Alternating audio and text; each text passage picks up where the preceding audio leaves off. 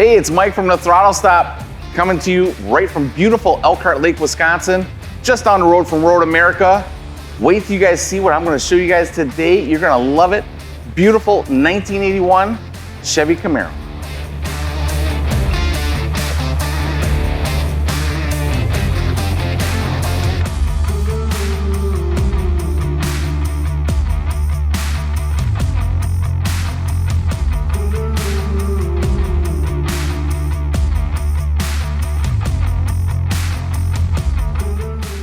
All right, as you can see before you, this is not your normal 1981 Chevy Camaro.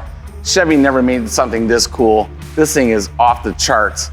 Under the hood, you see two 4-barrel carburetors sticking out of there.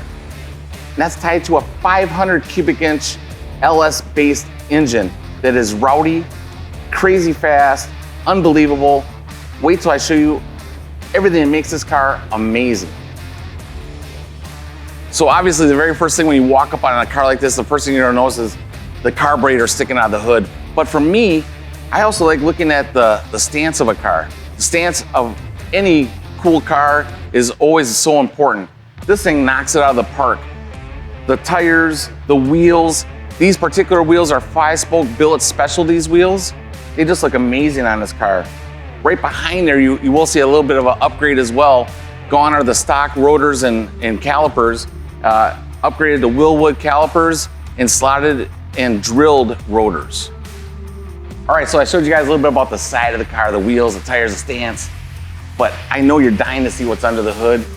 Could you imagine pulling up at the car show or at a custard stand or something, and you roll in here with this monster and you get ready to, oh, what's under the hood? I'll pop it for you.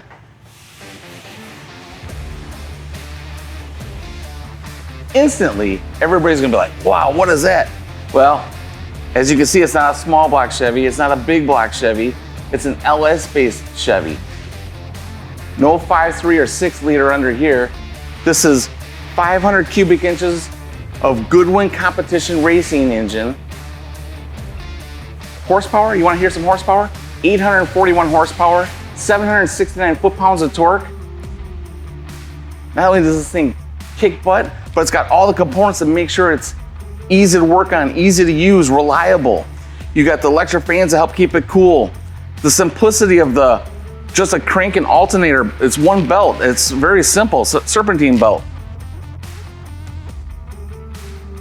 The execution on this is just perfect. It's literally, I don't know how you could build a better 1981 Camaro than this. This thing is just awesome to look at. I love seeing it just like this, but imagine if you were the one showing this thing off, just all the thumbs up, all the crowds would be around asking you tons of questions about it. This thing is just awesome.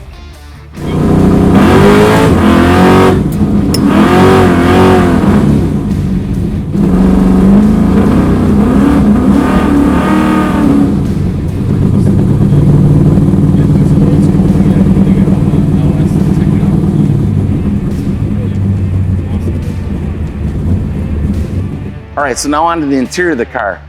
I gotta tell you, just before I tell you about this interior, there's something about these cars, the 70.5 to 81 Firebirds and Camaros, there's a comfort to them. If you guys have ever owned one of these, they just feel right, they feel comfortable.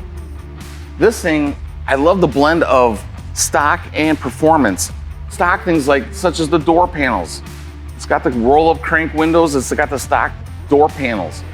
But you'll see the bucket seats are no longer stock, but yet they're done in like a stock style. So that Pro Car style bucket seat has got like a stock style stitching. The column is an I Did It column. You get the tilt wheel for comfort. The gauges, all the gauges are done in Autometer Sport Comp. So you're gonna keep tab on everything that's going on that beautiful 500 cubic inch LS. The reverse valve body shifter, which is an automatic, is so when you're in first gear, second gear, third gear, that's a normal transmission. On the reverse valve body, it's first gear, second gear, third gear. There's nowhere to go after third gear. Neutral's up here, reverse is up here. So when you're going a little quick on the on-ramp or you're at the drag strip, you're never having a problem with going into neutral or reverse. all the fit and finish in here is just awesome. But one of the coolest features in here is this 6-point roll bar. The roll bar is in here for not only your safety, but it actually will stiffen up the chassis as well. This entry bar is so low, the door bar is so low that it doesn't conflict with getting in, getting out. It's not that awkward, oh my God, I gotta try to get into the car. You have none of that. So style, function, it really has it all. All right, now onto the back of the car. A couple things to tell you about. One, it does have a kill switch. I'll show you why in a second. Also, no rear spoiler. A lot of the cars, people add the rear spoiler. I actually like it a lot without the rear spoiler. But because there is no rear spoiler, you're also able to use these little pop buttons to get into the trunk. Pretty cool. As you can see, just like the rest of the car, the fit and finish in here is awesome. You got the battery boxes, you got the fuel cell. Again, I told you this was a 500 cubic inch, 841 horsepower engine. You think, oh, I gotta run race gas, it's gonna cost me all the money. This is pump gas. 93 octane, unleaded pump gas feeds this thing, and I'm telling you, I personally know it rips. So again, the fit finish back here, just as good as every other part of the car. Really, they knocked it out of the park in this one. So back to the outside. Again, I'm starting up front. We got the cowl induction hood. I love a cowl induction hood. Of course, this one's cut open to modify it so you can get those carburetors sticking out like we discussed earlier. The paint on here is just awesome. This silver paint on here is just perfect. I mean, the attention to detail, all the glass was replaced. The factory door handles. The one problem I'm seeing though, is that even though it's got a nice Dana 60 rear end and it's turning oversized 17-inch rim tires, is that these 325, 45, 17 tires against 840 horsepower, I think you're might be wanting to buy a couple extra set of tires.